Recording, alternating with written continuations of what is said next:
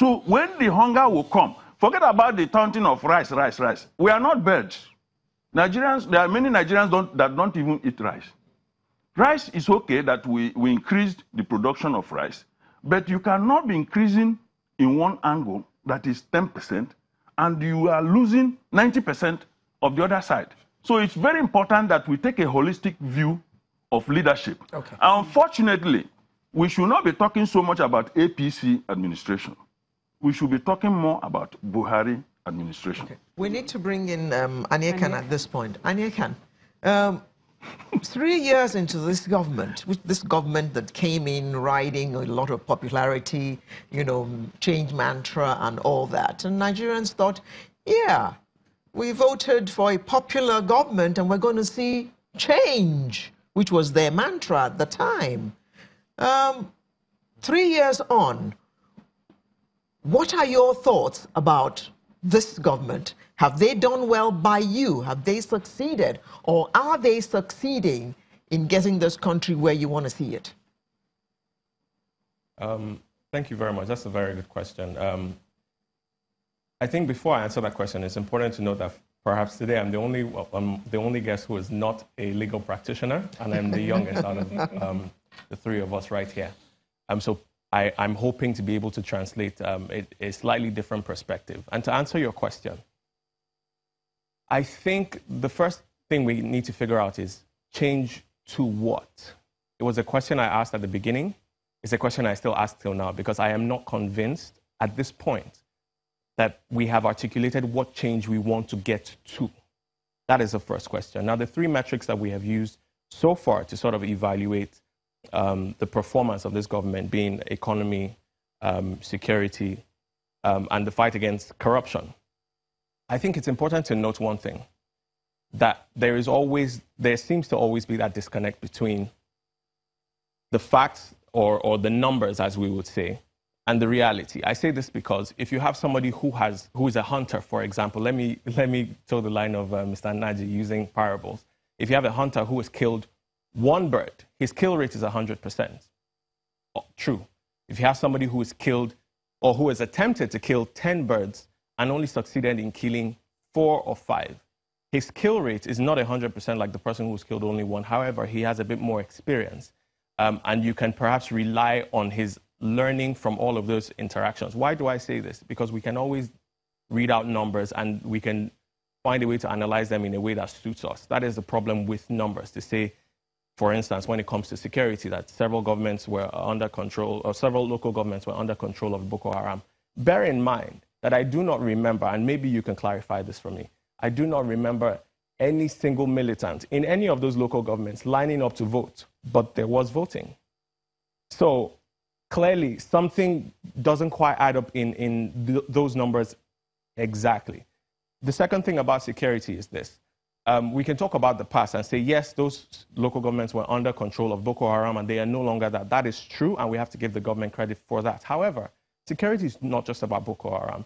People are dropping like flies every day in the Middle Belt. People are dropping like flies all over this country, and that is security as well. And that is a present thing that we can now track and say, look, this came up while you were here, and this is what you've been able to do about that. We haven't quite seen that much. That's on security. When it comes to the economy, again, using the example of data, it's very easy to say the economy has grown by this percent and this and this and this. But the truth is, if you tell me that I have a house in Lekki or in Maitama, but rain is still beating on my head every single night because there is no physical roof over my head, of what use is that information that I have a house somewhere if it doesn't translate to me feeling it? And I think perhaps that's the point that Mr. Naji was making, which is that we haven't quite felt it. So that is the economy. When it comes to fighting corruption, the truth is it can't be a discretionary thing. And we all know this. Yes, we can argue that it takes time and the law, sometimes is a bit slow and there are backlogs, and those things may be true. But I don't think that we have a greater sense of the government. Now, not just the person, but the government which the person heads. I don't think we have a sense that there has been a true, honest shot at delivering the anti-corruption fight through and through. At the point where we can raise questions and say, okay, well, what about this person? What about this situation? Then I think that already places the discussion about an anti-corruption fight in a bit of a quagmire. So I think ultimately, to answer your question, when we talk about the performance of this government, and I say this knowing very well that Mr. President has just accented the not too young to run bill, which means we are beginning to take a bit more hold of leadership in this country due to the inclusive nature of the bill. I think it's important to ask the people, the youth and everybody else, how they feel. If you're asking me that question, I think that a lot has been done. I think that it's common that the government has come, like you said, riding on the wings of hope and you know, a popular vote, if you will. I'm not convinced right now that, speaking for the youth or speaking for myself as a youth, that we've gotten there yet. I don't see a structure. And with everything you want to do, you must first have a structure on ground that we can say, yes, this is credible. And then we crack on from there, knowing fully well that the next person, whoever that person is, whether it's in 1 year from now or it's in 5 years from now, we'll be able to see that structure and take hold of it and say, yes, this is the direction we're heading, which again leads to the point that Mr. Anaji was making. Anakan, you said we are not so convinced that we are there yet. How do you think this government and perhaps the next one, depending on who is coming in, will take us to that point that you would think that, yes, we are getting there or we are there now? Okay. So there are a number of different ways that this can be done, to my mind, but I think that they all spring out of this bedrock. We need to figure out what we want collectively as a nation in terms of our national ambition. I think that that's important.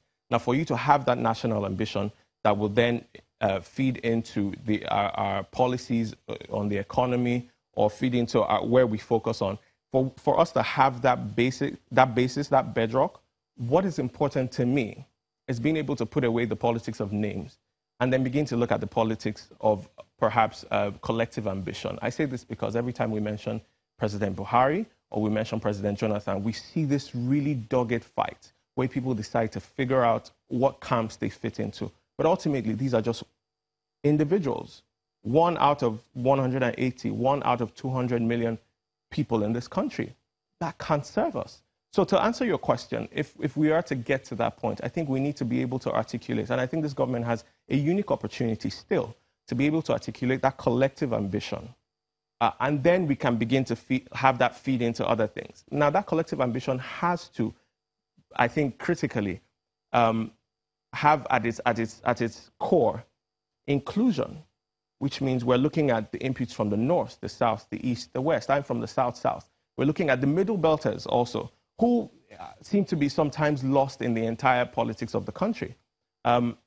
I think that perhaps what we need to do is to crowdsource or have a consultative process of articulating what that ambition is, putting aside sentiments, putting aside emotions, putting aside whatever alignments we may have on an ethnic basis or whatever, and say what is good for this country, what do we want for our people? Because that's what will constitute what we call the labor of our heroes past. It's not the laborers, it's the labor. It's one thing that every successive government, every successive team of leaders will begin to buy into, because that is the vision we want. If you look at the United Arab Emirates, you look at all of the countries, that's what they've done. They've articulated a vision, and it doesn't matter who is there. They run with it. So I think that that's what we need to do, have that bedrock, and then we can begin to argue about policies and which way we want to find that.